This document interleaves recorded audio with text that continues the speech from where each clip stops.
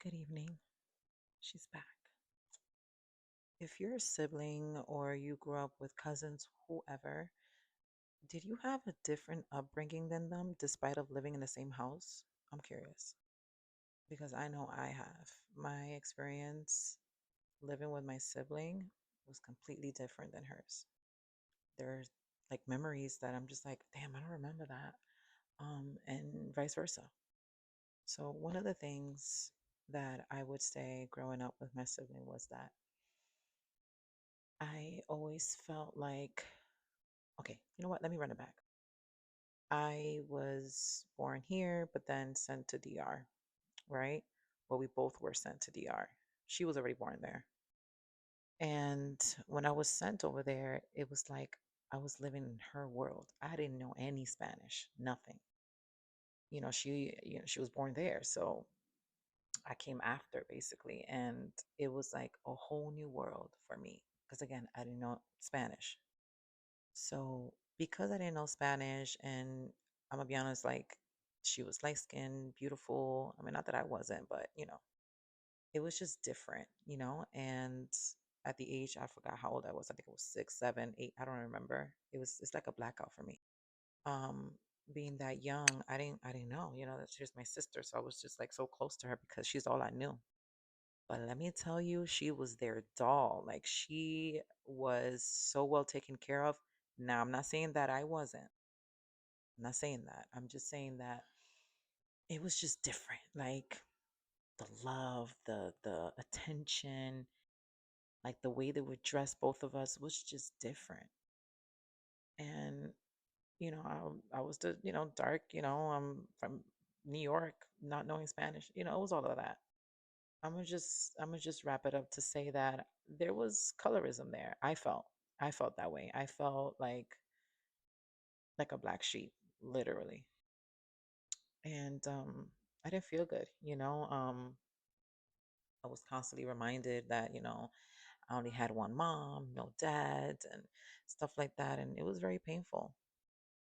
And I also was molested by a very close family friend and even family members, um, and no one believed me, and I had to deal with that for years. Kind of like hide it in a way.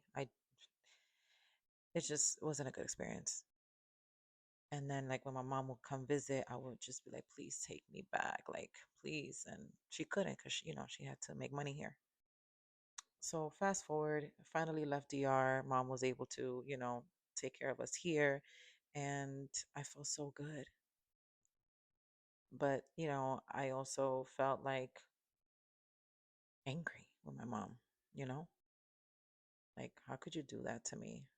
I would look at her a lot of times and just, so, you know, then roles kind of reversed because then my siblings started to act out here in New York, and I was just more like the quiet one, like, oh.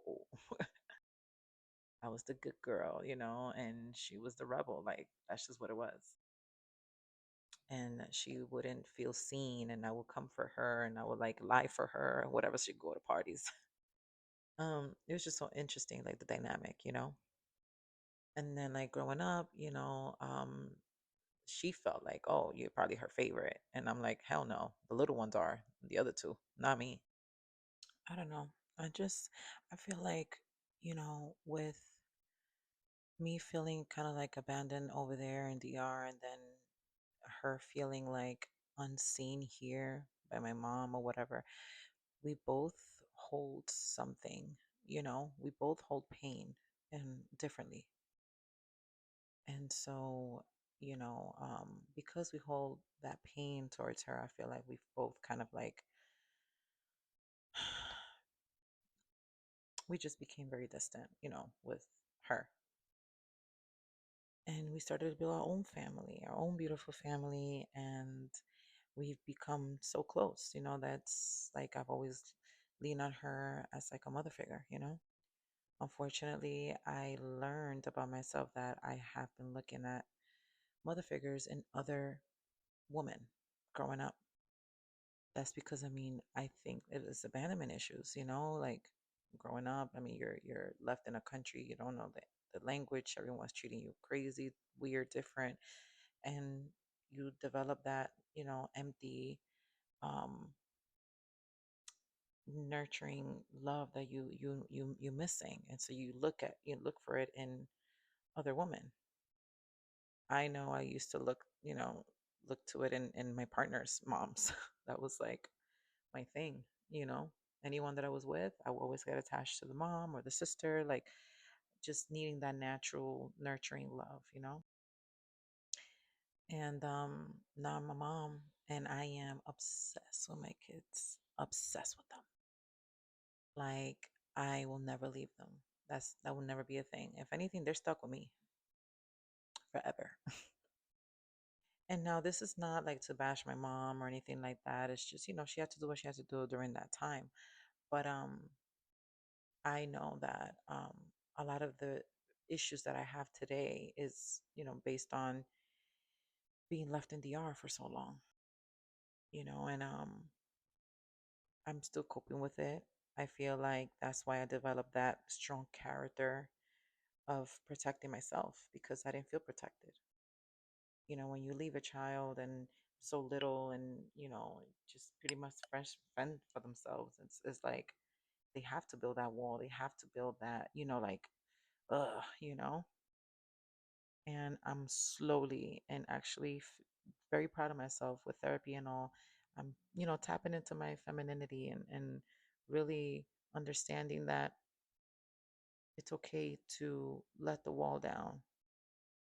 Let that wall down with the right person, the right people, friends, relationship, whatever.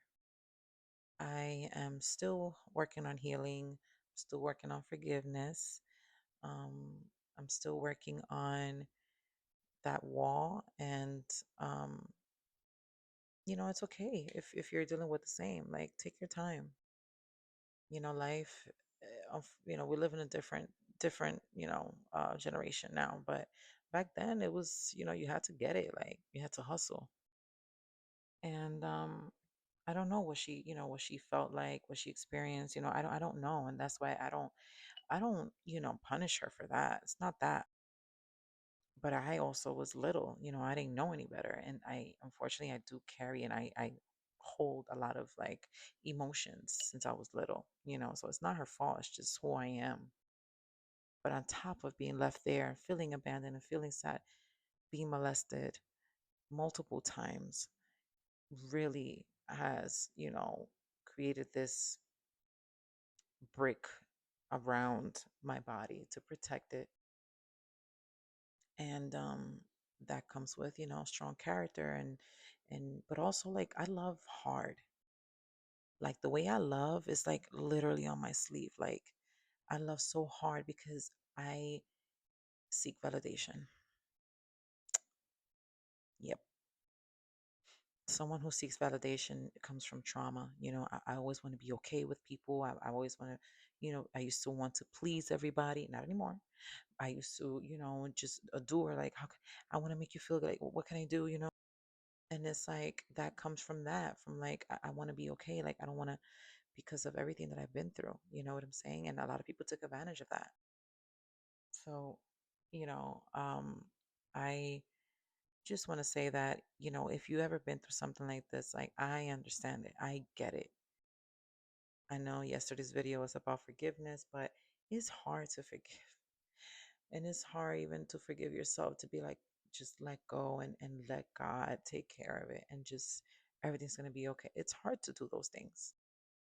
So I'm going to close it with, be kind to yourself as usual, love on yourself, forgive yourself, forgive those around you who's hurt you. I know it's hard, it's going to take time, but you can live in the same household and still have two completely different experience. This video lasted almost 10 minutes, and if you stuck around, thank you. Um, have a good night.